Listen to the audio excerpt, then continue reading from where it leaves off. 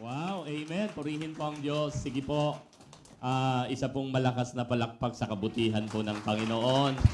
Yes, Lord, napakabuti mo. Dahil sa iyo nagpapatuloy kami, nakakaranas kami ng mga bagay na, yes, Lord, kahit di man karapat-dapat, amen, di tayo karapat-dapat na tumanggap ng mga binibigay, pinaparanas po ni Lord, pero sa kanyang habag, binibigay po niya sa atin. Amen. Hallelujah. Sabi mo nga sa iyong katabi, isusunod ka na ng Diyos. Okay, hindi na kunin ha, pero isusunod ka niya na pagpapalain pa ng mas matindi. Amen. Baka sabihin, susunod na ako, Panginoon, ha? Baka kunin mo na ako, ha? Hindi po sa ganon. Okay, so welcome everyone. Mapagpalang umaga po. Okay, at unang-una gusto ko pong sabihin sa inyo, saludo po ako sa inyong desisyon na kayo pumunta ngayon sa araw na to, sa lugar na ito na kung saan tayo po ay magpupuri at magpapasalamat sa Panginoon. Amen. It's a holy decision. Amen. Alam po natin, marami po tayong gustong gawin. Amen. Marami tayong mga dapat na puntahan. Pero isang bagay ang nanaig. Amen. Yung pag-ibig ng Diyos sa buhay mo at sa buhay ko. Okay, so palakpakan po natin ulit ang Diyos. Salamat po, Panginoon. At mayroon din pong tayong mga kapatid o first time na dumalo, no? O first time, second time, si Kuya, salamat sa asawa ni Ate Marisa. To God be the glory. Tayo po kayo, palakpakan po natin ang Panginoon. Sige po. Gusto lang namin kayong i-appreciate, gusto lang namin kayong i-welcome, no, sa gawain ng Panginoon. Pagpalain po kayo, Kuya, ng ating Panginoon. Salamat po, kagalakan po namin kayong makasama sa gawain po ng ating Panginoon. Okay, sige po. Maraming salamat. At sa mga third time, second time, o ano pa man, nagpapatuloy, ito na po, be consistent. Amen? Okay, so sabi mo sa iyong katabi, huwag ka nang mawawala. Ayan, mahirap po ang mawala, mahirap ang maligaw. Amen? Mahirap. Okay, kaya kay Kristo, nakita po natin, alam po natin yung kanta, narinig niyo po ba yung kantang yon? Kung sabi doon, kung si Kristo ay wala pa sa iyong buhay, para kang isang tupang ligaw. Okay, may kanta po yon. Kung si Kristo ay wala pa sa iyong buhay, para kang isang tupang ligaw. Amen. Hallelujah. Okay, wala nang naliligaw dito. Ayan, amen. Praise God. So, ito po, ituloy po natin ang atin pong pinag-uusapan, itong series po natin this August. Ano po, alam nyo, kailan po ba yun na nagkaroon po kami ng men's fellowship sa may parting C5 kila Ninong Edgar sa bahay po nila ginanap. At kita po namin, nagmotor po kami. Parang sabi ko, nangangamoy nangangamoy Christmas na. Ang daming tao sa lansangan. Parang ganon. So, tapos may mga ilaw-ilaw, parang ganon. So, August na kasi, no? Next month, September na, no? Okay, so salamat po sa Panginoon at napaka-biyaya po niya, no? Kailan lang, nag-start tayo January ng 2025, pero sa katapatan ng Diyos, nakita mo, na-witness mo, ang Diyos ay tapat.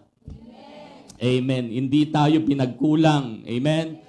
Minsan nangihina man, minsan nakakaramdam man ng ating katawang pisikal, pero makita po nating lumalakas at pinapalakas pa rin ng Panginoon. Hallelujah! Tama po ang Diyos. Ang sabi niya, tapat ang Diyos na tumawag sa inyo. Amen. Tumawag po sa atin. Okay, so ituloy po natin, be consistent. At nakita po natin, build the life you were born for. So, naniniwala po tayo na yung ating lumang buhay ay hindi po makapagpapatuloy, hindi po kalulugdan ng Diyos dahil tayo po yung mga ipinanganak na makasalanan, yung ating kalikasan. Pero, binigyan tayo ng Diyos. Ang sinasabi po ng salita ng Diyos, binigyan po tayo ng Panginoon ng bagong buhay. Sabihin natin, bagong buhay. Okay, so, ayan po yung sinasabi ng 2 Corinthians 5:17 na ang sino mang nakipag-isa kay Kristo ay isa ng bagong nilalang. So, ibig sabihin, change nature from old nature to new nature. Okay? So, ibig sabihin, mga kapatid, talagang yun po yung problema natin na mga tao, yung ating kalikasan. Pero salamat sa Diyos, pinalitan niya ng bago.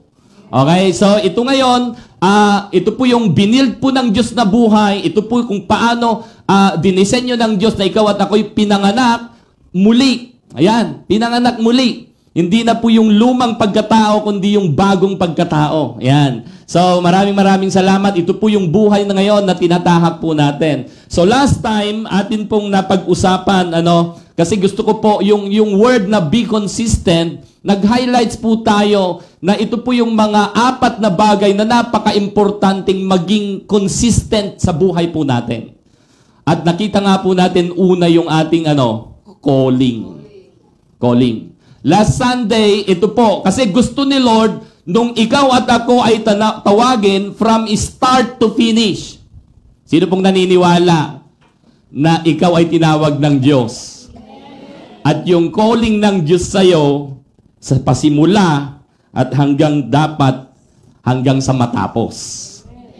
Okay? Wala naman po sigurong tinawag ka ng Panginoon pero hanggang doon lang sa kalagitnaan give up ka na. Ayaw ni Lord yon. Kayo po ba? Gusto niyo po ba yon? Hindi.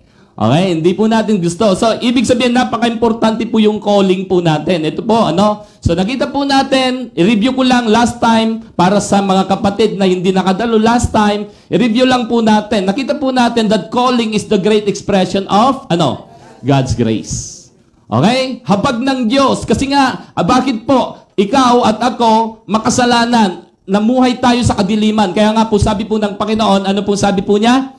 Tinawag niya tayo mula sa dilim patungo sa kanyang kagilagilalas na kaliwanagan. So, kaya mo bang pumunta sa liwanag na mag-isa? Hindi. Kailangan natin yung tulong ng Diyos. Kaya, grace ang tawag po doon. Habag po ng Panginoon. So, pangalawa, nakita po natin na yung calling ay isang daan. It's the only way, to execute God's plan. So, ibig sabihin, yung pagkatawag sa iyo ng Diyos, may purpose. Ibig sabihin, hindi na yung gusto mo, kundi yung gusto na ng Diyos. Nung ikaw ay umoo na anak, tinatawag kita. Para saan po yan, Panginoon? Tawagin kita o tinatawag kita upang maging banal. Yun po yung plano ng Diyos. Dahil nga tayo, siyempre, makasalanan, gusto niyang palitan yung buhay mo. Nung ikaw at ako'y naipanganak na sa Diyos, okay, ang buhay mo ay hindi na makasalanan, banal na. Okay, amen? Hindi naman po siguro pwedeng sabihin na, if anyone who is in Christ, he is a new creation. Ang sabi nga po doon, new creation. Kaya nga, galing tayo sa old life, lumang buhay. Hindi ibig sabihin na, nung tinawag ka ng Panginoon, lumang tao ka pa rin. Ibig sabihin, may pagbabago o may nagbago. Say amen. Ayan. So, paano po nangyari yon? Ito po yung plano ng Diyos. Ang tao gawin niyang banal. Ang tao gawin niyang matuwid. Ang tao alisin niya sa makasalanang kalikasan. Palakpakan nga po natin ang Panginoon. Okay? So, ang liwanag po yung calling Grace ni Lord yan. Pangalawa, ayan po yung isang way upang ma-execute niya, maipatupad niya yung kanyang plano sa ating mga buhay. Okay? So, bigyan niyo po ng pansin yan. Yan po yung pinakamahalaga. Actually po, sabi ni Kuya Jeff kanina, doon po sa atin pong I Love God's Word, yung hindi lahat ng tumatawag sa akin, sabi ni Lord, Panginoon ay papasok sa kaharian ng langit, kundi yaon lamang sumusunod.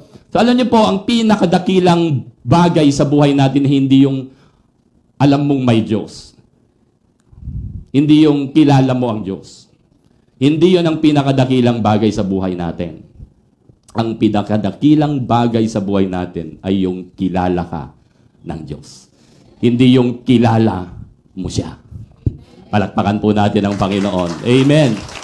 Okay, so maraming mga tao, kilala ko naman ang Diyos Hello? Di naman ako nakakalimot sa Diyos Sabing ganon, pero yun ang tanong. Pagdating ng araw, kikilalanin ka kaya ng Diyos, sabi ni Kuya Jeff. Hello? So, gusto po nating makita ang pinakadakilang bagay sa buhay ng tao, hindi yung makilala mo lang ang Diyos, kundi dapat kilala ka ng Panginoon. Hallelujah. Okay. So, pangatlo, calling exposes God-given identity. Hello? Amen. So, kita po natin yan. Review lang po ng konti. So, lahat po ng ginagawa po ng isang tao ay nakatie up doon sa kung sino siya. May kausap po ako. Okay, identity. Bakit mo ginagawa ito? Kasi ganito ako di ba? Kasi yun yung kanyang identity. Everything that people, halimbawa, ikaw, ano identity po natin? Ikaw at ako'y anak ng Diyos. Okay. Tanong, ano kaya ang dapat na makita sa buhay mo kung ang identity mo anak ng Diyos? Okay, kasi laging nakatie up yun, hindi pwedeng maghiwalay yun. Mayroon bang anak ng Diyos na ganito ang ginagawa? Di ba? Di ba? Hello? Okay, so kung ikaw, ay mayroong identity at ang Diyos po ang nagbibigay ng identity. Amen? Ang Diyos po ang nagbibigay ng identity po sa atin. Kaya nga po, identity natin, pagkakakilanlan po natin, dati, nung wala pa tayo kay Kristo, ano identity natin? Makasalanan. Sinners. Hello? Pero nung tinanggap natin ang Panginoong Jesus, hindi na. Hindi na makasalanan. Holy na. Righteous na. Anak na ng Diyos. Palakpakan po natin si Lord. Hallelujah! Amen. So, in-expose niya. Na ito ka. Ganyan ka. Okay? Naintindihan po natin? Hallelujah. Okay, next. Nakita po natin dito, tuloy po natin. Kaya, yung binasa po natin yung verse na to, nung binasa po natin tong verse na ito, sa 1 Corinthians, ito po yung naging highlights po ng ating last Sunday, 1 Corinthians chapter 15 verse 56, that sting of death, ang kamandag ng kasalanan, and the power of sin is in the law. Nasa kautusan. Kaya nga po, kung wala yung kautusan, nakita po natin last time, kung wala yung kautusan o salita ng Diyos, ay hindi ka makakounted as sinners. Kaya lang may kautusan. Ngayon, dahil may utos ang Diyos, pag sinuway ng tao, nagkasala siya. Pero kapag wala sana ito, ay wala, hindi ka makakount na sinner, no? Pero ang problema, hindi problema. Ang makita po natin, ang salita ng Diyos kasi ay mayroong salita ng Diyos. So ibig sabihin, nagpapakita na ang Diyos ay makatarungan. Hello? At nagpapakita na ang tao ay mayroong responsibilidad. Hindi ka nabubuhay ng walang pananagutan. Hello? Mayroon kang pananagutan, una sa Diyos at sa iyong kapwa. Hello? May kausap. Okay? Kaya po may salita ang Diyos. Yun yung ganda ng salita po ng Diyos. So, but thanks be to God, He gives us victory. Sabi mo nga, victory. Ayan. Through our Lord Jesus Christ. So, next na verse. Sa verse 58, therefore, my dear brothers and sisters, stand firm, let nothing move you. Sabi dito, always give yourselves fully to the work of the Lord. Nakita po natin na, mayroon na tayong pagbabago sa buhay natin. Dati sinusunod natin sarili natin. Ngayon, ang sinusunod na natin ang Diyos, ang pinaglilingkuran na natin ang Diyos. Because you know that your labor in the Lord is not in vain. So, makita po natin last Sunday, nagpapatuloy po tayo, nagiging consistent po yung ating... Bakit hindi napipindot? Mayroon na ulit. Okay, ayan. Lumalagpas naman kapag... Okay. So, kita po natin, nagkakaroon po tayo ng tinatawag nating consistent po yung calling po natin. Okay, sumusobra. Pasensya na po. Ayan. Malayo na siyang narating. Iyon. So, nakita po natin yan. Jesus gave us victory. Ako'y naniniwala na ang bawat tumanggap kay Jesus, mayroon mang mga ups and down, pero ang ending mo ay tagumpay. Ako'y naniniwala na wala po tayong karapatang gumib up kung naniniwala ka na ang Panginoong Jesus, pinagtagumpay ka na. At binigyan ka ng tagumpay. Amen? Kaya yung mga pagsubok sa buhay, okay lang yon. Ang Diyos nagbibigay ng tagumpay. Okay, so nakita po natin, praise be to God, our Lord Jesus Christ who give us victory. So nakakapagpatuloy. Okay, may consistency na nangyayari. Okay, dahil alam mo, sa iyong buhay, ako po, naka-mindset na po ako Hindi ko man alam kung ano yung mga pwedeng mangyari sa akin in the future, sa aking buhay. isa lang ang alam ko. Ang buhay na ito ay mananagumpay na kay Kristo. Ano man yung daanan ko, hindi ko alam yung pwedeng mangyari, pero ano man ang daanan ko dyan, ano man yung pagsubok na dumating sa buhay ko, pagtatagumpayin ako ng Panginoon. Hello, amen? Yun po yun, ganyan po tayo mag-isip, bilang mga anak ng Diyos. So, sumunod, ngayon, na kay Kristo ka, naglilingkod ka. Lahat ng ginagawa mo sa Panginoon, yung pagpunta mo ngayon dito, may gantimpala. Kaya magpatuloy ka. Kaya be consistent because our labor in the Lord will not in vain. Hindi mawawalan po ng kabuluhan lahat ng ginagawa natin para sa Panginoon. Okay? Samantalang, salamat sa Diyos, nag-work po tayo, pero dito mo lang mapapakinabang yan. Pero iba si Lord kapag sa Kanya ka naglingkod. May kausap po. Kaya sabi mo sa akin katabi, be consistent, tuloy-tuloy lang. Okay? Ito pinakamaganda, yung atin pong kinakatakutan, pinatay na ng Diyos. Ibig sabihin, in-overpower na po ng Panginoon, yung kamatayan. Hello? Lahat tayo dati takot mamatay. At minsan, marami pang mga Kristiyano takot pa rin mamatay kasi nga hindi pa niya minsan nakita yung naintindihan na yung kamatayan, ginamit ng Diyos na maging tagumpay ng ating buhay. Hello? Yung kinakatakutan natin na sa tingin natin pagkatalo na ang salitang kamatayan, pero si Lord Jesus, ginamit niya yung kamatayan upang mapagtagumpayan natin. Hello? Kaya si Lord Jesus namatay at yung kamatayan niya nagdulot ng tagumpay sa atin. Death was died. Amen? Hallelujah. So, yun po yung naging highlights. Kaya sabi mo sa katabi, may karapatan kang magpatuloy. Okay? So, ito po yung highlights last Sunday. Ito yung highlights natin. Yung highlights, the highlight of your calling is? May kausap? Okay? Kung totoong tinawag ka, makikita sa buhay mo. Kung totoong tinawag ka ng Diyos, makikita sa buhay mo kabanalan. Hindi mga sari-saring mga kasalanan. Hello. Okay, kasi ano po sabi po ng Panginoon sa kanyang salita? God called us not to uncleanliness, but to holiness. Tinawag po tayo ng Diyos hindi para sa karumihan o kasalanan. Tinawag po tayo para sa kabanalan. Okay, so the highlight of our calling is holiness because the one who called you and me is holy. Ang Diyos na tumawag sa iyo at sa akin ay banal. So, that is exactly the kind of life we are called to show to the world. Yan ang ating ipapakita sa mundo. Na ako na dating makasalanan, ikaw na dating makasalanan, tinawag po ng Panginoon dahil kay Jesus, binayaran niya ang kasalanan natin, ginawa tayong banal.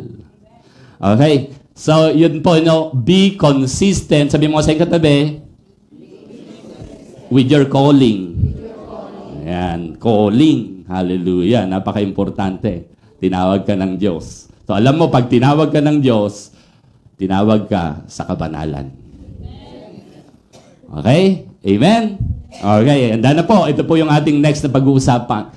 Sabi po ng 1 Corinthians chapter 13, verse 13, and now, these three remain. Ano po yan? Faith, hope, and love. But the greatest of these is love. Gusto ko lang highlights muna natin yung faith. Ang importante kasi dun sa faith na binanggit dito, nananatili. Remain. Okay? Amen? Tatlo yung remain dyan, pero pupuntariyan lang muna natin yung faith. Kasi ang atin pong pag-uusapan ngayon, be consistent with your faith. Napaka-importante sa isang tao ang pananampalataya. Okay, ito po yung atin pong titignan. So, okay, so faith remains, hope remains, love remains. Pero binanggit niya yung pinaka-greatest, love.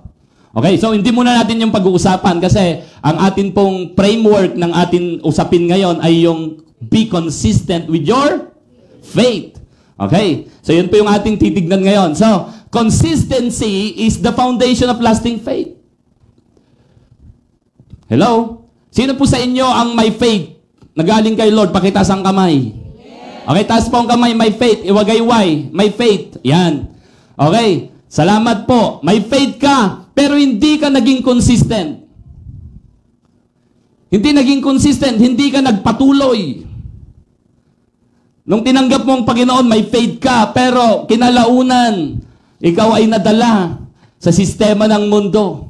Ikaw ay nadala, okay, na-impluwensyahan ng mga tao sa mundo at bumalik ka sa dati mong buhay at gawain na pagiging makasalanan. Okay? Hindi naging consistency. Kaya sabi natin, consistency is the foundation of lasting faith. Hello? Di ba sabi natin, yung calling ni Lord, ang kanya pong disenyo from start to finish. Okay? Amen? So may faith ka, di ka naman nagpatuloy, wala. Walang saysay yung faith. So consistency is the foundation of lasting faith. Say amen. Okay. 2 Corinthians chapter 4 verse 4. Anong ginagawa ng dyablo? Anong ginagawa ng kaaway sa buhay ng tao? Hindi sila sumampalataya sapagkat ang kanilang isip ay binulag ng Diyos. Pansinin niyo po, small letter D. Hindi po yan tunay na Diyos. Binulag ng Diyos ng kasamaan saan? Dito, sa daigdig. Hello? Binulag. Yan po yung ginawa po ng dyablo sa buhay ng mga tao. Sabi mo nga sa iyong katabi, dati biktima ka niyan. Okay, biktima rin po ako niyan. Isa ako sa nabulag ni Satan. Sabi mo sa iyong katabi, isa ka rin. Okay, ikaw din. Lahat ng tao walang exempted. Hello? Maging si Mary, maging yung mga apostol, lahat ng tao. Si Lord Jesus lang ang hindi. Hallelujah. Kasi nga siya ay Diyos na nagkatawang tao. Amen. So, ito po yung ginawa niya. Bakit daw hindi sumampalataya? Bakit daw sila hindi sumampalataya? Bakit daw silang walang pananampalataya sa Panginoon? Binulag. May bumulag sa kanila. Okay? At ano po ito? Siya yung Diyos ng kasamaan sa daigdig na ito. Sabi mo ko sa katabi, nandito pala. Okay. Nandito sa daigdig na to. Na kung saan nandito rin tayo. Kaya yung kanyang misyon, ay bulagin ang lahat ng mga tao. Salamat sa Diyos. Sabi mo sa katabi, salamat sa Diyos. Nakakakita ka na. Hallelujah. Purihin po ang Panginoon. So, ano po ang sanhi? Makita niyo po, upang hindi makita ang liwanag ng magandang balita. Upang hindi makita ang liwanag ng magandang balita tungkol sa kaluwalhatian ni Kristo na siyang larawan ng Diyos. So nakita po natin, sabihin nga po natin, kay Satan, matters ang faith. So, ibig sabihin nun? Pastor, ang ibig sabihin po niyan, mga kapatid, si Satanas after siya sa pananampalataya mo kay Kristo. At kahit na ikaw ay mulat na at hindi na bulag, pwede ka pa rin niyang mabulag kung hindi ka magiging consistent. May kausap.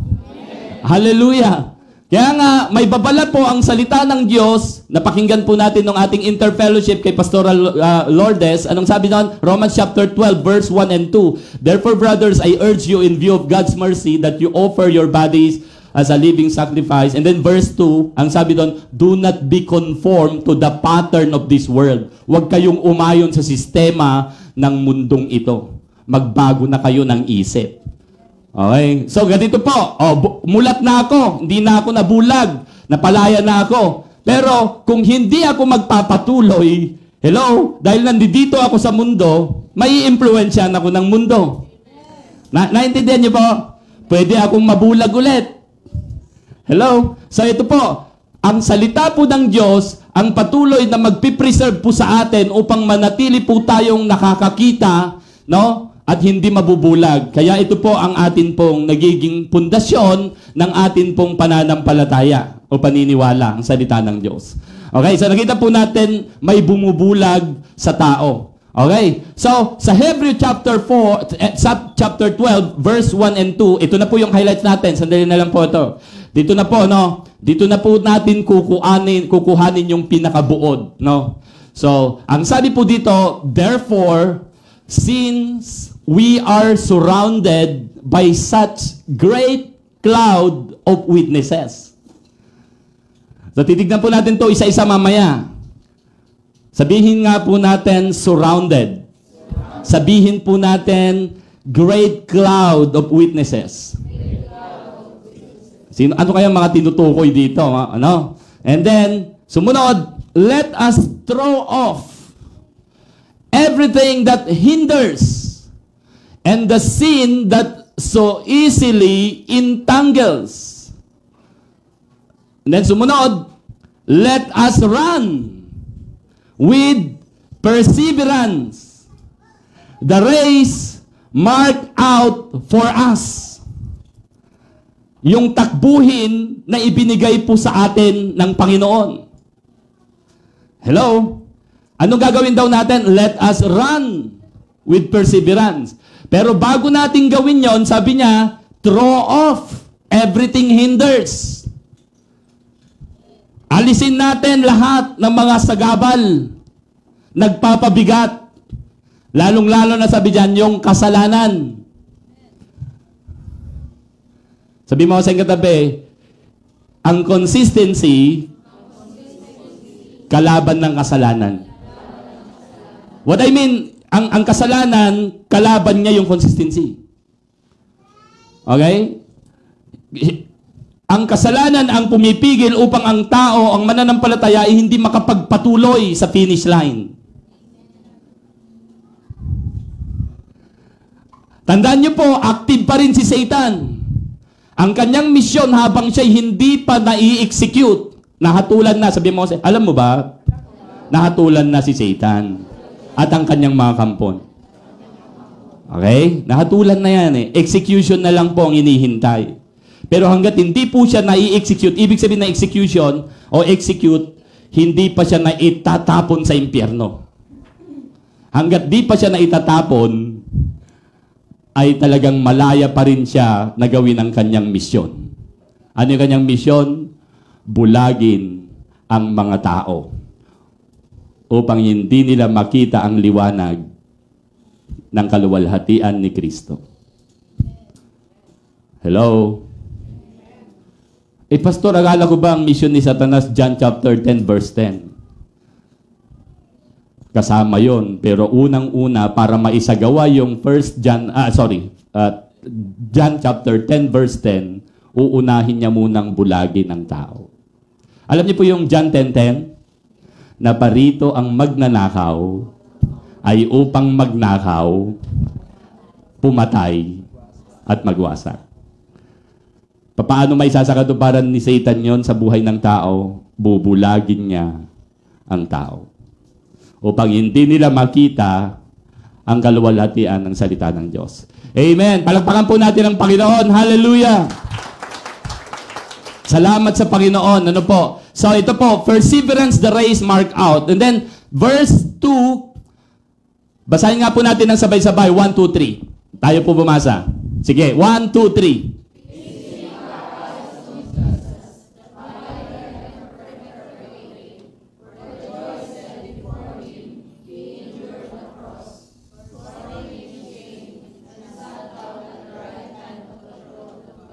Amen. Palakpakan po natin si Lord. Hallelujah.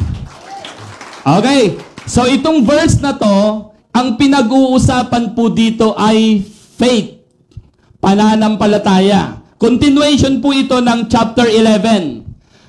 Minention po ng Panginoon, ng kanyang salita, dito, yung mga iba't ibang tao sa lumang tipan na nagkaroon ng pananampalataya at sila'y pinagtagumpay ng Panginoon. Napagtagumpayan po nila lahat ng mga challenges, even persecution. Okay? So, kung titignan po natin, ang dami pong mga pangalan po na na-mention dito, no? Sa chapter 11. Okay? In fact, tignan niyo po ha, ito po yung mga ginawa sa kanila. Basahin ko lang, no? Hindi ko na po nilagay po yan. Basahin ko lang po ng konti. Bigyan niyo po ako ng pagkakataon. Hebrew chapter 11. Hebrew chapter 11, verse 6. Okay, verse 6. Hindi maaring kalugdan ng Diyos ang walang pananampalataya sa Kanya sapagkat ang sino mang lumalapit sa Diyos ay dapat sumasampalatayang may Diyos at siya ang nagbibigay ng gantimpala sa mga humahanap sa Kanya. So dito makikita po natin that without faith, it is impossible to please God. Ang tao na walang pananampalataya, hindi matutuwa, malulugod ang Diyos sa kanya. Sumunod, nabasa po natin, ang tao na walang pananampalataya, although nagsasabi siyang may pananampalataya, pero sabi ni James, Apostle James, yung pananampalatayang walang gawa patay. Okay? So, maraming tao nagsasabing nananampalataya sa Panginoon, pero walang gawa. Okay? Patay yon. So, ibig sabihin, walang gantimpala. Nakita po natin? Hello? May kausap po. Okay. So, iyan po. And then, sino ba itong mga taong to? Ang dami pong binanggit. Andiyan sila Noah, andiyan sila Abraham, andiyan sila Abel, andiyan sila, sa dami pa, no? Pero basahin ko po yung pinaka-last part, ano po. Dito po sa Hebrew chapter 11, verse 35. Okay, ito po hanggang verse 39. Dahil sa pananampalataya, ibinalik sa ilang mga babae ang kanilang mahal sa buhay na matay sa pamamagitan ng muling pagkabuhay. May mga tumangging sila'y palayain sapagkat pinili nila ang mamatay sa hirap upang sila'y muling buhayin. Yung pananampalataya ng tao kapag humarap sa persecution, mas pipiliin nilang mamatay kaysa mabuhay.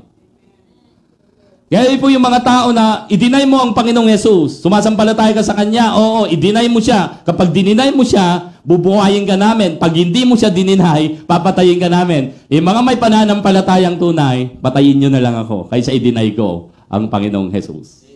Hello? Ganyan po itong mga nangyari po sa kanila. So, dito, verse 36, mayroon namang hinamak at hinagupit. Mayroon ding ikinadena. Tingnan niyo po yung mga nangyari sa kanila. Ito yung mga taong may matinding pananampalataya at nanampalataya sa Panginoon. At ito yung mga dinanas po nila. Hinamak. Okay, sino po sa inyong naranasan niyang hamakin dahil sa pagsunod mo sa Panginoong Jesus? O, naranasan mo na ba yun? O, magandang sign yan na ikaw talaga ay tunay na tagasunod ng Panginoon. Pero kapag ka hinamak ka, inalepusta ka at sumuko, hindi ka na nagpatuloy, wala. Patutuo lang yan na hindi tunay yung pananampalataya mo. Hello? Hello? Amen! Hallelujah! So, nangyari po ay ikinadena. Sino sa inyong nakaranas ng ikinadena dahil sa pagsunod mo kay Lord Jesus? Wala pa naman. Okay, wala pa. Okay, salamat sa Panginoon, no? And then, ano pa? Dito, nakita po natin, ikinadena, ano pang nangyari? Ibinilanggo. May nakaranas na bang binilanggo sa inyo? Dahil sumunod ka kay Lord Jesus. Wala pa. Okay. So alam nyo, sa totoo lang pala, ang bababaw lang pala ng mga dahilan ng mga nagsasabing may pananampalataya pero hindi na sila nagpapatuloy. Dumanas lang pala sila ng maliliit na pagsubok sa kanilang pananampalataya, give up na. Hello? Pero itong mga to, may mga kinadena, may mga binilanggo, may mga nilait. Dagdagan pa natin. Ang mga iba naman ay pinagbabato. Mayroon na bang pinagbabato sa inyo? Wala pa, ano? Dahil nangangaral ka ng salita ng Diyos, pinagbabato ka. Meron ba? Meron. Wala. No. Sa akin naman, napaputukan lang ako ng baril. Sabi nung sinisiran ko, Pastor, umalis na ho kayo kasi ano po yun, galit ho sa inyo. Eh, sabi ko, hindi naman ako takot, pero ang akin lang, pag pinutok niya sa akin, hindi naman puputok yung baril. Okay, ganun lang po yung sinabi ko, by faith. Oo, pero kapag pinutukan ako, kung talagang kalooban ni Lord, wala tayong magagawa. Mas maganda yung mamatay para sa Panginoon kaysa naman hindi mahayag si Lord sa buhay po natin. Okay, palagpakan po natin si Lord. Okay, nakita po natin, no? Ito po matindi. Ang iba'y pinagbabato, nilagari sa dalawa. Pero po ba na marami pong mga tao na tumanggap kay Jesus na dumanas ng mga ganyang persecution. Okay? Nakapako ka sa krus o nakabitin ka, lalagariin ka, pahati. Hebrew chapter 11, ang pinag-uusapan po dito, pananampalataya sa Diyos. Ito yung mga taong nakaranas. Gusto ko lang i-highlight po ng konti to, no? Kasi nga, hindi. Ano pa? Ikinadena, binilanggo, nilagari sa dalawa, tinukso, pinatay sa tabak. Pag sinabing pinatay sa tabak, pinaka-common yan, pugot ulo. Hello? Gusto ba? Gusto po bang magpatuloy kay Lord? Gusto pa po? Okay. Gusto pa? Praise God. Kahit ikadena, kahit ibilanggo, kahit lagariin ng pahati. Hello? Andiyan pa po ba kayo? Alam mo isang bagay, pag tinanggap mo si Lord, hindi mo napapahalaga ng sarili mo, si Lord napapahalagaan mo. Hindi mo na mahal yung sarili mo ng higit sa Diyos. Mas mahal mo na, higit ang Diyos ang pagmamahal mo kaysa sarili mo. Hello? Kaya dalangin ko na itong mga to, ini-encourage po natin. Itong mga lingkod ng Diyos na to, ito po kasi yung binanggit dito mamaya. Basahin ko lang muna, hindi puntahan na po natin yon. And then sabi po dito, ang sabi pa, sumunod, pinatay sa tabak. Ang iba'y nagdamit ng balat ng tupa at kambing. Ano yung damit nila? Hindi na yung mga damit natin. Balat ng tupa, balat ng kambing, mga damit nila. Hello? Kasi nga wala na silang mabilhan. Walang taong mga magbigay sa kanila. Okay? Naintindihan po natin? Okay? So, ang iba'y namulubi. Ang iba inape, pinagmalupitan. Verse 38, hindi karapat dapat sa kanila ang daigdig. Hello? Itong mundo na ginagalawan natin, na sobra yung passion ng tao na magkamit ng mga bagay sa mundo, yung mga taong may pananampalatayang tunay sa Panginoon, mismatch sa akin ang mundo. Hindi ako karapat-dapat yan. Hello? Ibig sabihin hindi karapat-dapat, hindi mismatch. Hindi kita kauri. What I mean, hindi kita ka-level. Sabi mo nga sa iyong katabi, hindi mo ka-level ang sanlibutan. Bakit? Kasi nga may Diyos sa sanlibutan ito. Hello? Hindi ka karapat-dapat. Kaya sabi doon, hindi sila karapat-dapat sa mundo. Sa daigdig. Sa kanila ang daigdig. Okay? Nagpagala-gala sila at ang mga sa ilang at kabundukan. Nagtago sila sa mga yungib at sa lupa. At dahil sa kanilang pananampalataya, nag-iwan sila ng isang kasaysayang hindi makakalimutan kailanman. Grabe. Nag-iwan sila ng legacy. Okay? So, kita po natin, mga kapatid, ito, sabi doon, ang mga ito, bagamat may mabuting patutuo dahil sa kanilang pananampalataya, ay hindi tumanggap ng ipinangako. Verse 40, sapagkat may mas magandang plano ang Diyos para sa kanila upang sila'y maging ganap maliban kasama tayo. Gusto ka na maging kasama sa mga heroes of faith. Gusto kang maidagdag sa mga heroes of faith na ito. Kaya sabi mo sa iyong katabi, be consistent with your faith.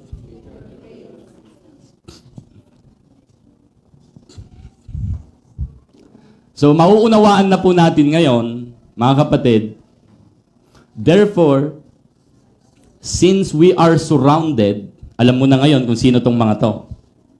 Ito yung mga heroes of faith. Hello? Alam mo na ngayon kung sino itong mga great cloud of witnesses. Alam mo na. Ito yung mga tao na may mas matitinding pananampalataya, nagpatuloy na natili sa Panginoon. Andiyan pa po ba kayo? Amen. Hallelujah. Okay. So, kita po natin. Okay. Tignan po natin. Consistent faith. Sabihin natin, consistent faith. Tignan po natin, kuhanin po natin Hebrews chapter 12, verse 1 and 2. Kita po natin to. So, how to be consistent in faith? Paano magiging consistent yung faith natin? Paano tayo magpapatuloy sa ating pananampalataya kagaya ng mga binanggit po sa Hebrews chapter 11? Sila Abraham, di ba? Sila Abel, no? At iba't iba pa, si Rahab, at marami pang mga tao ang binanggit po doon. Okay? How to be consistent in faith. Tignan po natin to. Number 1, makikita po natin, look unto others.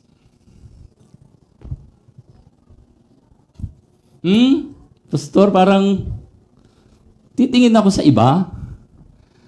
Hello? Look unto others. Bakit? Ano pong sabi? Ang sabi po dito, sa atin pong binasa kanina, sa verse 1, balikan natin yung verse 1.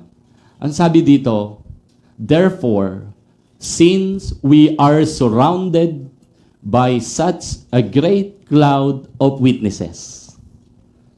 Hello? Ito yung mga taong tignan mo.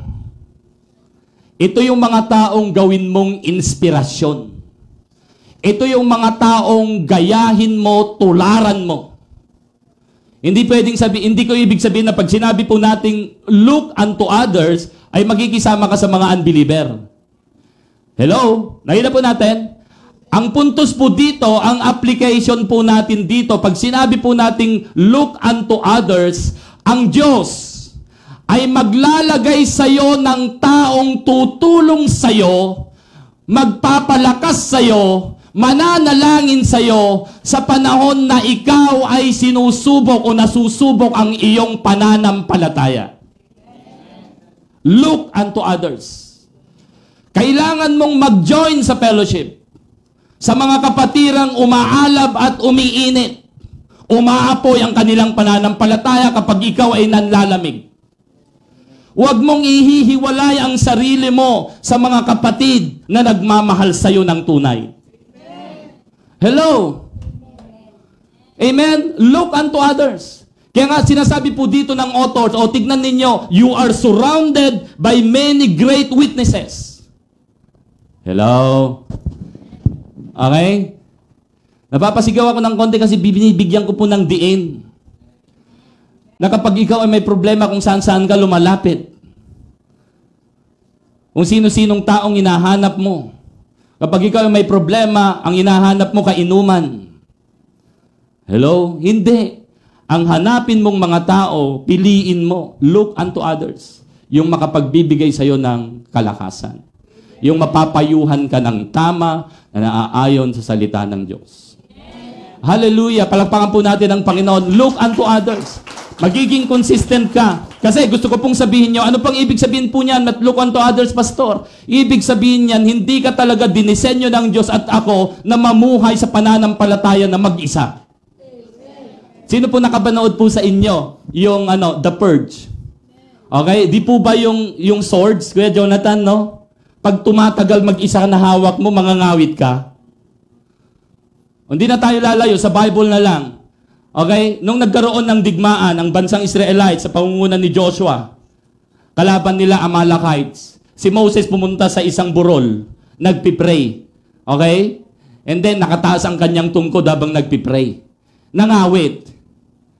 Pag nangawit, bababa, matatalo ang army ng mga Israelita. May kausap?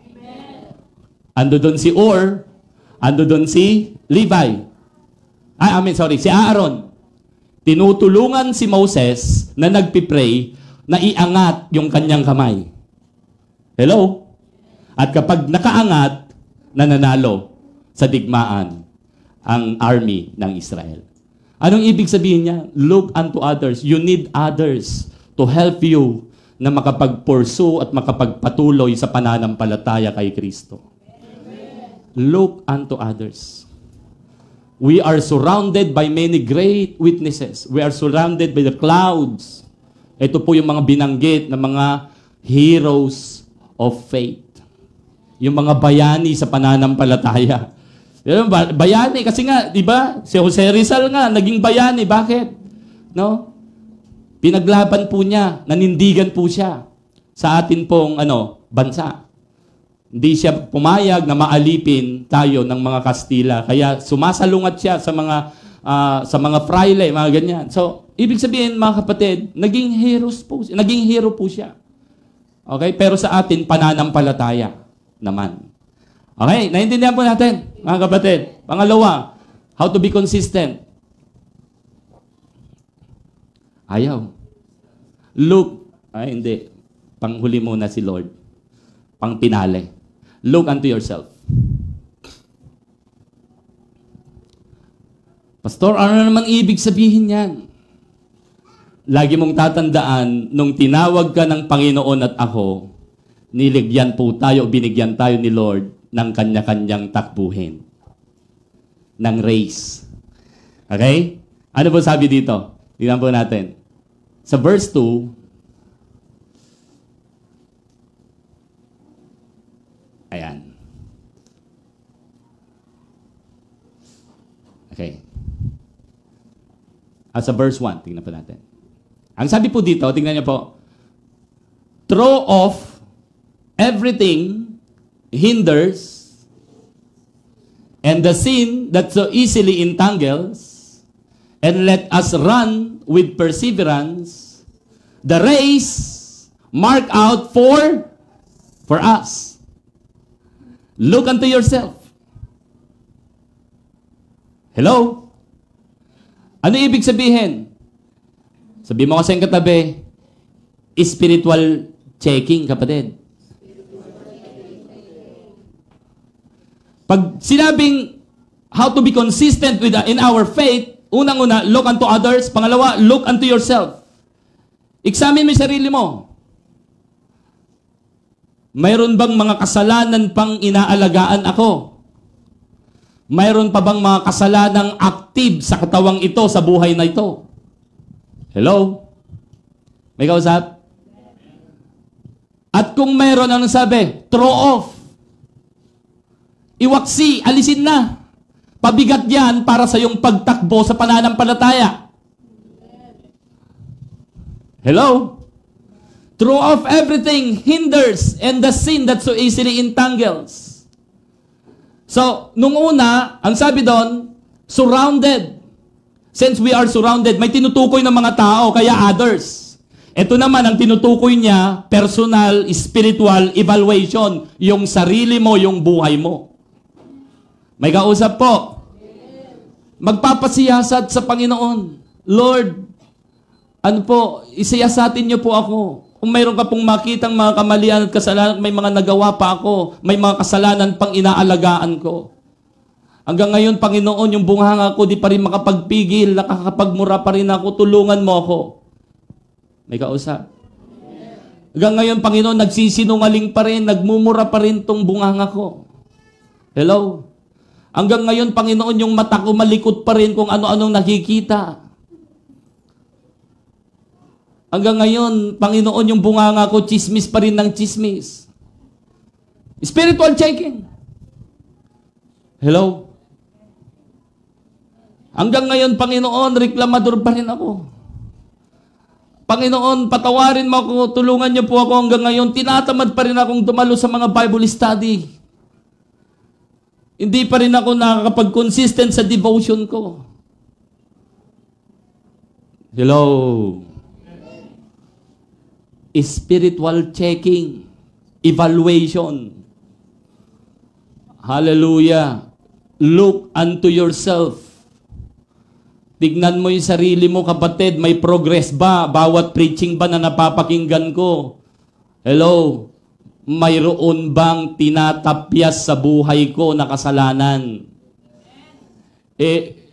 Minsan, ang tagal-tagal na po natin nakakakrinig ng mga preaching. Di ba? Sabi nga po namin, sabi po nung nagturo sa amin, kasama ko sila, Pastora Baby, yung Preaching Academy, ano po. Ayan, na-check nila kung yung mga preaching ko ngayon, tuloy kung nasa context o wala, no? Kung anong gamit kong type ng preaching. Brother Jonathan, kung expository. Anong preaching to? Hebrew chapter 12. Expository, alam na nila. Ganyan po ang lagi kong gamit. At sabi ng isang nagturo po sa amin, ay talagang advocacy siya ng expository preaching. Hindi yung narrative preaching na nagkukwento ka lang ng kung ano-ano sa buhay-buhay. Ano po, okay din naman yon, pero ang pinaka-secure at pinakamaganda pa rin na ang tao, mga kapatiran na nagikinig, matututo at malaki ang impact sa kanila, expository preaching. Makakatulong din po sa inyo na kapag binasa nyo po ang Biblia sa ganitong pamaraanan ng pagtuturo, maisa-isa po ninyo bawat verse. Ito pala yung meaning nito. Di po ba? Naiintindihan niyo ba, mga kapatid? Expository preaching. Yan. So, ito po yung ginagamit natin. At kadalasan sa mga preaching ko, expository. Hindi po yung topical kung saan-saan na lang napupunta. Mayroon tayong tinututukang topic. Hello, may kausap? Okay, look unto yourself. Tignan mo yung sarili mo. Magpa-examine kay Lord. Ano pa ba yung narating ko? Panginoon, 30 years na ako, parang hanggang ngayon nakaupo pa rin ako. Wala pa rin akong ginagawa. Hello? Hello? Hallelujah. Look unto yourself. Self-evaluation. Hanggang ngayon, Lord, 30 years na ako, 20 years, wala pa akong nadadalang kaluluwa sa'yo. Hindi ko pa naipapatutuo yung pananampalataya ko. Hindi ko pa na-share yung ginawa mo sa buhay ko. Hello? At lalong-lalo na po yung kasalanan. Binanggit, highlights po yan, and the sin that so easily entangles. Hindi ka talaga makakapagpatuloy. Hindi magiging consistent yung faith. Hindi magiging active yung faith kapag ka may kasalanang humahadlang. Ay kausap. Hallelujah. Purihin po ang Panginoon. And then pangatlo, yun na po, look unto Jesus. Okay, dito sa verse 2, makikita po natin dito, balikan po natin, no? So, ayan po yung tatlong nakita po natin dito sa verse na to. Lobat kaya kapag ganito? Signal. Asensya na po kayo. Sa verse 2. Ayan. Ang sabi po dito sa verse 2, fixing your eyes on Ibig sabihin yan, sa ibang translation, look unto Jesus. Bakit daw? Bakit? Because, sabi diyan, Jesus is the pioneer. Pag sinabing pioneer, siya yung no? Sa ibang translation, look unto Jesus, the author. Pag sinabing pioneer, author. Siya yung gumawa. Siya yung author. Siya yung may akda. Hello? Siya yung pinagmulan. Naintindihan po natin? Pinagmulan ng pananampalataya. Kaya ang gagawin mo, yung pananampalatayang meron ka at meron ako, hindi iyo. Hindi akin yung faith. Ito ay galing kay Lord Jesus. He is the author. May akda. The finisher. Siya rin yung magbibigay ng kakompletohan ng pananampalataya. Kaya ikaw, habang nabubuhay at ako, nakatuon kay Jesus. Hello? Pastor, parang ang gulo. Sabi mo, look unto others. Okay? Sabi mo rin, look unto yourself. Ito po yung hinighlights na tatlo At ito po yung pinaka-final kay Lord Jesus. Pero kapag look unto others, ang kakasamahin mo, ang titignan mo, at ang ipi-fellowship mo yung mga taong kagaya mong may pananampalataya kay Kristo. Kasi nilagay yan ni Lord sa buhay mo para ikaw ay ipag-pray, palakasin, tulungan, i-encourage, suportahan. Hello? Amen. At ganun din, look unto yourself, yung sarili mo, i-evaluate mo yung sarili mo. Okay, totoo bang nananampalataya ako sa Panginoon? Tanungin mo rin yung sarili mo. Yung pananampalataya ko ba kay Lord ay buhay na buhay o patay? Patay yata kasi sabi ni Apostol James, wala namang gawa Hello? Yung pananampalataya ko ba kay Lord, na sinasabi ko, natutuwa ba si Lord? Nalulugod ba? Baka naman hindi. Kasi ang sabi ng Hebrews chapter 11, verse 6, without faith, it is impossible to please God. Self-evaluation. Look unto yourself. Amen? And then dito, fix your eyes on Jesus, the pioneer, perfecter of faith. For the joy set before Him, He endured the cross. Eto na. Okay?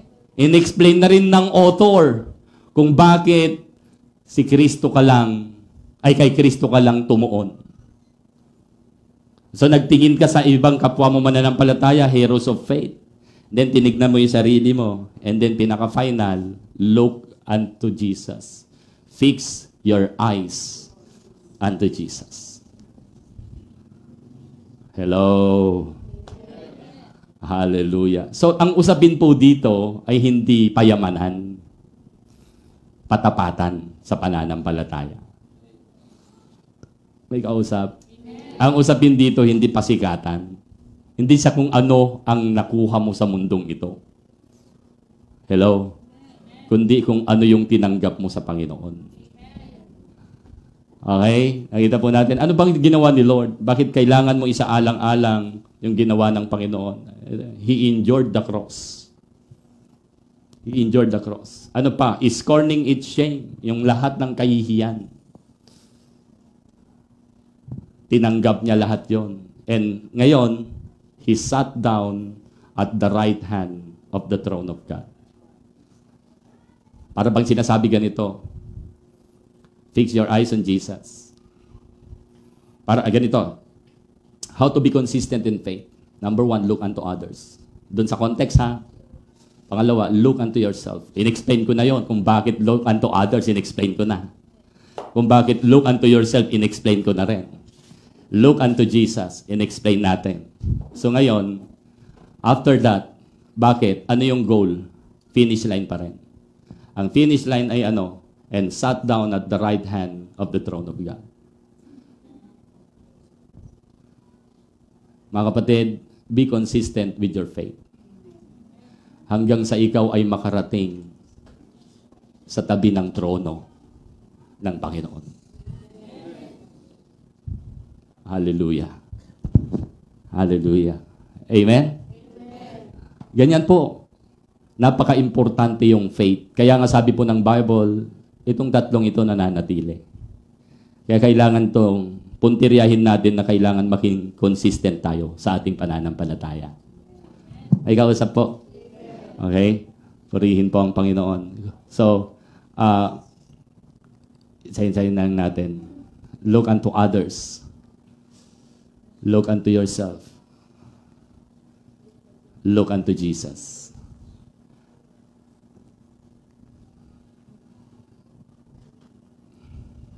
Paki-ano na lang, kuya. Sige.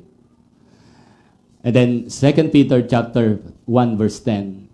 Therefore, brethren, be even more diligent. Ibig sabihin ng diligent, masikap, masipag, masigla. Hello? To make your call. Na-discuss natin yon. Call. And election sure. Ibig sabihin yan, finish, completed. For if you do these things, you will never stumble.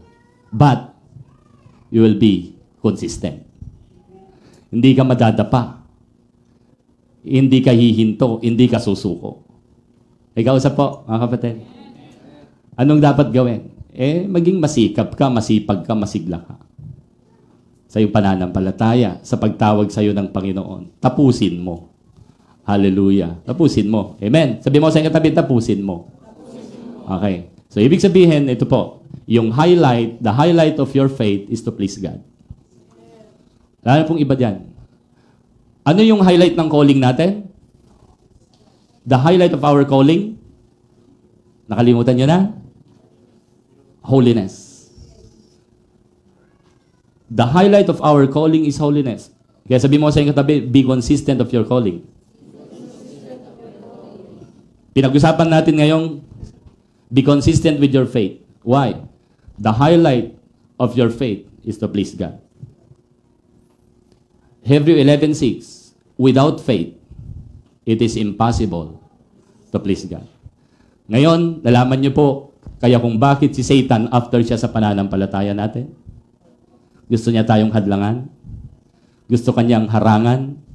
Gusto niya na ayaw kang magpatuloy. Gusto niya na kapag tuwing Sunday hahadlangan ka niya upang yung pananampalataya mo ay hindi lumakas. Hindi lumago. Kasi alam po natin, ang nagpapalakas sa pananampalataya natin, Word of God. Romans 10:17. Ang pakikinig ng salita ng Diyos. Ang pananampalataya ay bunga ng pakikinig ng salita ng Diyos.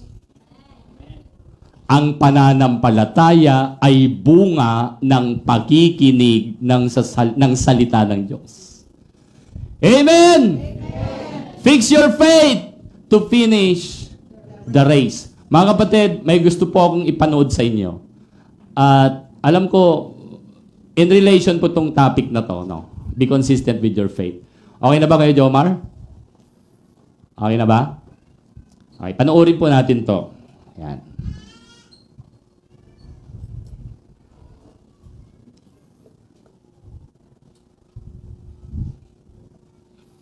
Napaka-importanting maintindihan po natin to, mga kapatid. Dahil nowadays, maraming mga taong lumalamig ang kanilang pananampalataya.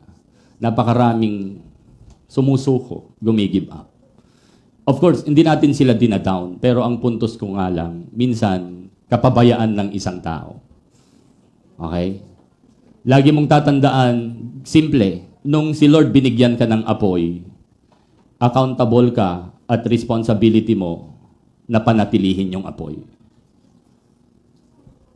Hello? Okay. Sige po, panoorin po. Pakpan po natin si Lord. Ang pamagat po niyan ay The Overcomer. At alam niyo po, nung pinanood namin yan, pamilya, mga anak ko, umiiyak ulit ako. No? Napaka-importante po yung meaning, mensahe po nung atin pong napanood.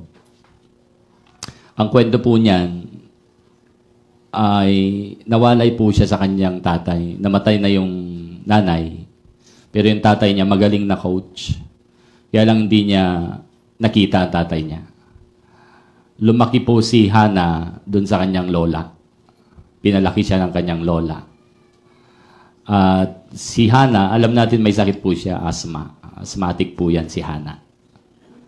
So, ang nangyari ay yung coach naman, isang family, magaling din mag-coach, no? Kaya nga lang, dumating din sa buhay nila yung na-depress, na-stress kasi wala na silang i-coach. Actually, sa competition ng mga school, si Hannah lang ang kanilang representative. Kasi meron siya dating, meron siyang kino-coach na basketball team. Kaya lang lahat nag-alisan sa eskwelahan. Kaya ito pa, mayroon siyang isang player, kaya lang may asthma pa siya. At ang kanya pong competition pa ay running, no? Track and field. So, yun po. Ang nangyari, yung nagko-coach kay Hannah, actually po, ang tunay niya talagang coach ay yung si Harold, no? Harold ba? Harrison ba?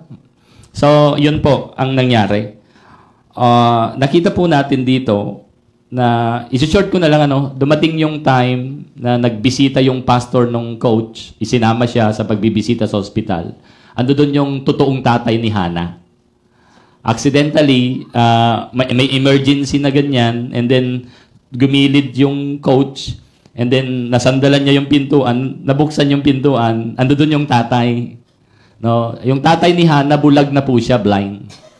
Okay, magaling siyang track and field, naging coach po siya, hanggang sa kinain siya ng sistema ng mundo, drugs, mga kasalanan, binubugbog niya yung nanay ni Hannah, kaya galit na galit din yung lola ni Hannah sa lalaki, sa tatay ni Hannah. So, ganoon po yung kwento po niyan. Hanggang sa na-meet po ni, anak pala ni, tatay pala ni Hannah yung na-meet ni, yung coach niya. Ganun. So, ayun. Ang nangyari, mga kapatid, ay nalaman niya na coach pala ito dati, yung tatay ni Hannah. Kaya ang ginawa niya ay ikaw ang mag-coach sa anak mo. Mas magaling kang coach kaysa sa akin. Oo.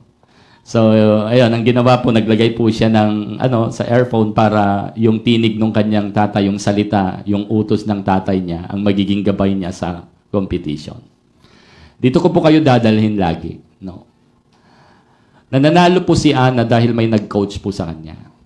At ang nagko-coach ay tatay niya. Naniniwala ako na matatapos po natin ang takbuhin ng ating pananampalataya, yung race na binigay sa atin ni Lord dahil sa pagko-coach ng ating tatay na nasa langit. Tandaan niyo po, mga kapatid, hindi niya nakikita yung tatay niya. Pero nagtitiwala siya sa salita ng kanyang tatay. Hindi mo nakikita ngayon ng Diyos. Hindi ko nakikita. Pero ito lang po ang ating patuloy na sandigan ng pananampalataya. Amen? si Hana, hindi naging dahilan yung kanyang sakit upang hindi siya manalo. Ano man yung dahilan mo ngayon, hindi rin po yan valid na reason upang hindi mo tapusin yung lakbayin na binigay sa'yo ni Lord. Upang hindi mo tapusin yung pananampalataya na sinimulan sa'yo ng Panginoon. Naniniwala akong walang makakapagpasuko sa atin. Kung katulad ni Hana, ituon lang natin ang ating mga mata sa ating amang nasa langit, sa kanyang salita. Nakita niyo po yung mga tao, actually po, wala rin silang makakasamang tao na mag-cheer. Yung anak ng kanyang coach, naghanap siya ng mga kaibigan niya na mga Christians. Look unto others. Yun din ang isang ginamit ng Panginoon na mag-cheer kay Hana. Kaya mo yan, Hana. Di ba? Nakita po natin. Nag-cheer sila. Hello? Ganon din po sa atin. Maraming mga tao na ilalagay sa atin si Lord. Natutulong sa atin upang makapagpatuloy. Hello? Amen? Magtiwala lang po tayo sa salita ng Diyos. Katulad ni Hana. Hindi naging madali. Pero natapos niya yung finish line. At doon nakita po natin, ginantimpalanan siya ng Panginoon. Sa palarong yon, ginantimpalanan siya. Ganon din po tayo. Again, balikan ko po kayo ulit sa isang tanong. Sino sa inyo may pananampalataya sa Panginoon? Saan ba nakafocus, nakatingin ang pananampalataya mo ngayon? Ang sabi po ng Panginoon, look unto Jesus, the author and the finisher of our faith. Pwede po bang tumayo tayong lahat, mga kapatid? Awitin nga po natin ang isang awitin na inawit po natin kanina. May Tagalog na, Jesus, I believe in you. With all I am. Sige po, everybody, close your eyes. Pwede pang magbulay po tayo ngayon. Minsan pa. Pwede bang tanungin sarili mo, tanungin ang Panginoon, Lord, nasaan na ako ngayon? Ang pananampalataya ko bang ito ay tatagal? Ang pananampalataya ko bang ito ay buhay na buhay? Matatapos ko rin po ba ang finish line katulad ng aming pinanood?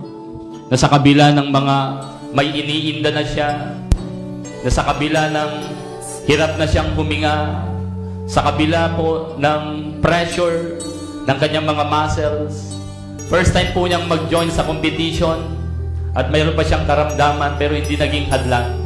Kapatid, sa oras na ito, hindi rin hadlang, anumang hadlang sa iyo ngayon, hindi rin hadlang o dahilan yan upang hindi ka makapagpatuloy. Mag-focus ka lang sa salita ng Diyos Ama. Mag-focus ka lang sa sinasabi ng salita ng Diyos. Magpatuloy ka lang.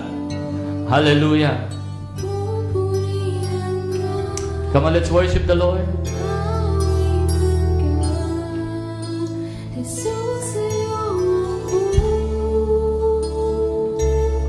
Hay ko nagtitiwala sa iyo, pupurihan ka, awitan ka, Jesus, sa oras na ito, kinakausap ka ng iyong Ama. Ano man yung pinagdadaanan mo ngayon, ano ba yung sitwasyon mo ngayon? Kung paano yung tatay ni Hana, ganun siya mag-intari. I see you as a winner. I see that you win this competition. Hallelujah. Hindi ka talunan, kapatid. Makakapagpatuloy ka. Walang anumang mga dahilan o anumang hadlang sa buhay mo na hindi mo kayang gawin. Nung tinawag ka ng Panginoon sa isang race o journey, gusto niya matapos ka. At siya ang mag-coach sa'yo. Ang salita niya, kapatid, ang ating gabay at sandigan. Fix your eyes on Jesus. Focus on Jesus. Look unto Jesus. Awitan ka, Jesus, iyong buhay ko. niyo po si Lord habang sinasamba po natin siya.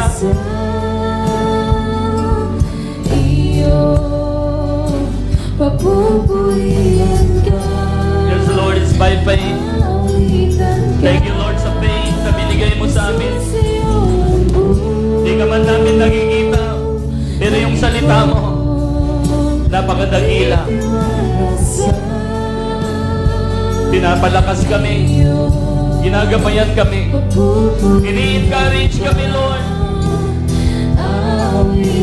Alam namin kasama ka namin sa lahat ng hamon sa buhay. Alam namin, Panginoon.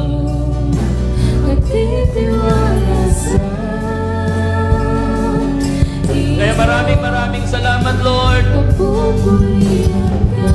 Kapatid, sa oras na ito, kung sa tingin mo, ang pananampalataya mo, ang buhay mo, ay hindi pa nakasuko sa Panginoon, hindi ka pa kabilang, hallelujah, sa mga tinawag ni Lord. Ngayon sa oras na ito, tinatawag ka ni Lord.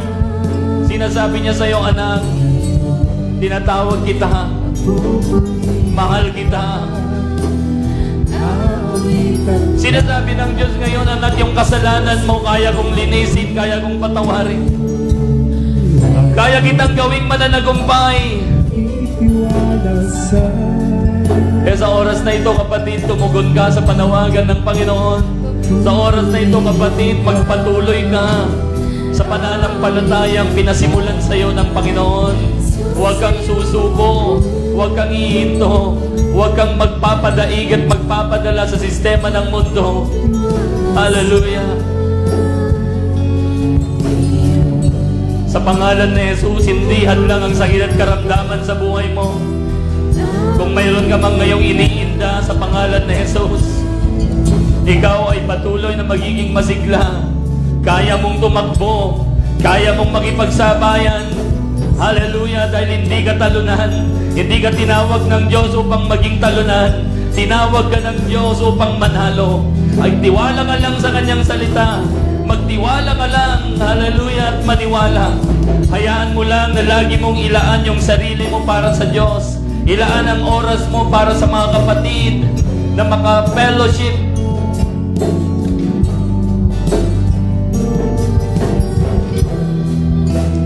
Thank you, Lord Jesus. Sige po, for the last time, awitin po natin. Come on, lift up your voice, church. I pray that your faith will continually alive, empowered, and on fire in the mighty name of Jesus. Walang bagay na hindi mo kayang pagtagumpayan, walang hamon na hindi mo kayang pagtagumpayan. Because God the Father is your greatest coach. His promises is true. Hallelujah, Lord.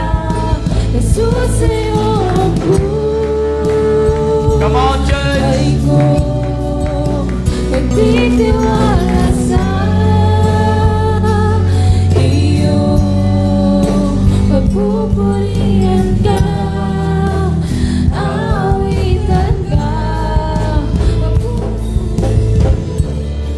Sige po, taas po natin ang ating mga kamay at sa oras na ito, manalangin ka sa Panginoon.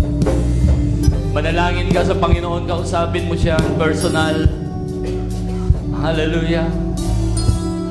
Nararamdaman ko po ang matinding presensya ng Diyos ngayon na nandito sa ating kalagitnaan. At siya ay interesado na ikaw ay harapin at kausapin. Siya ay nananabik na mapakinggan ang iyong mga tinig at sabihin mo kung ano yung ginawa niya sa iyo.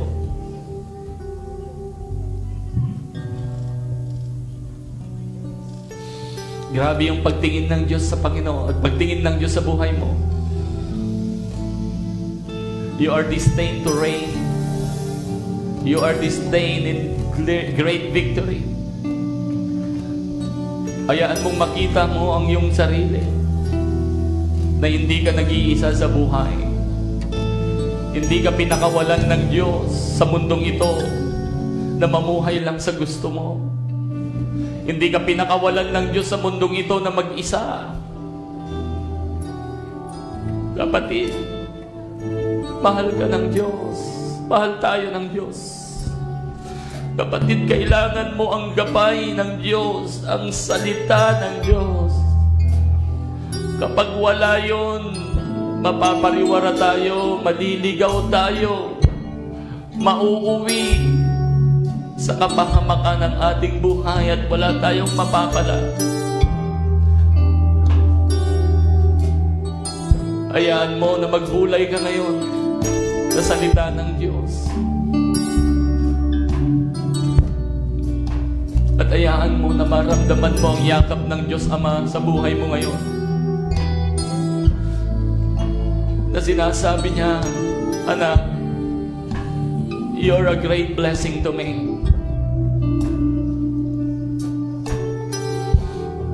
Come on, Jesus. See, mga kapatid, it's a personal encounter once again with the Lord. It's a personal encounter with you and the Lord again, with your Father. Ano man yung pagsubok mo ngayon, ano man yung pinagdadaanan mo ngayon, ano man yung nakaraan mo, hallelujah. Binigyan ka ng Diyos ang identity. Nananabik ang Diyos na magkita ka. Iniintay niya tayo na makarating at matapos natin ang takbuhin ng may pananampalataya. Oh Lord Jesus, Holy Spirit, patuloy po kayong mangusap, magpalakas, patuloy kayong bumago sa aming buhay. Di kayang magtagumpay ng wala ka. Di namin kayang mabuhay ng wala ka. Kailangan ka namin, Lord, for this race of life, for this journey, O God. And Lord, we surrender our life to you. Be with us until the end of this race. You will never leave us. That's why, Lord, we never give up as well. Since hindi mo kami give up, hindi mo kami, Panginoon, bibigay. Kaya Lord, sa oras na ito, maraming salamat sa iyong yakap.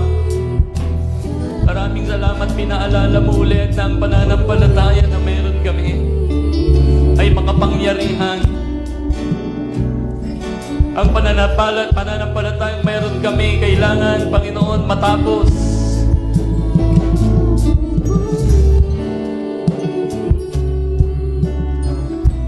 Maraming salamat po, Panginoon, at sa oras na ito, hinihiling po namin patuloy ang inyong pasbas.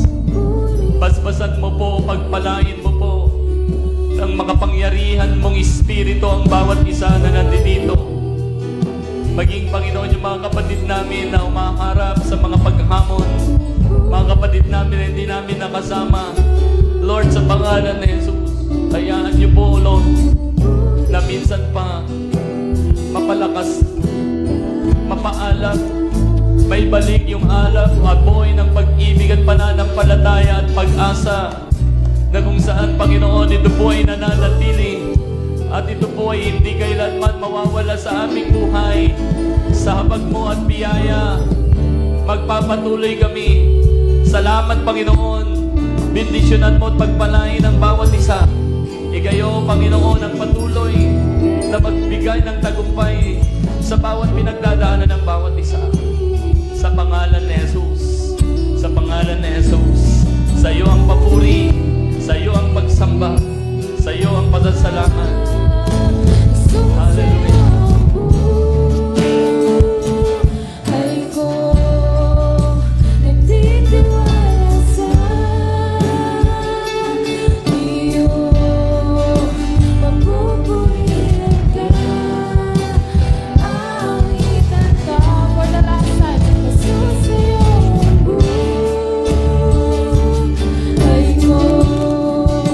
Nagtitiwala sa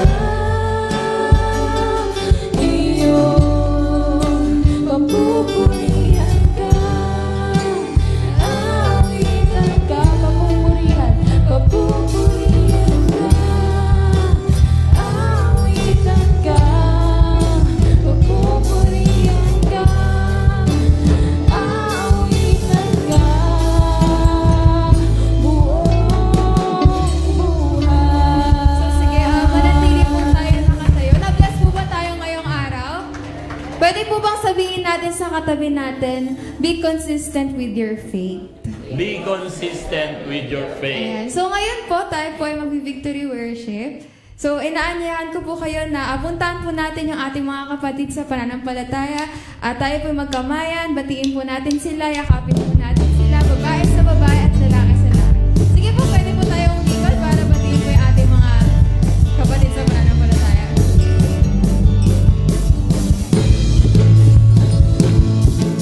Mahal na mahal kita, Panginoon. Mahal na mahal. Mahal na mahal kita, Panginoon. Kailan may di kita ipagpapalit, pagkat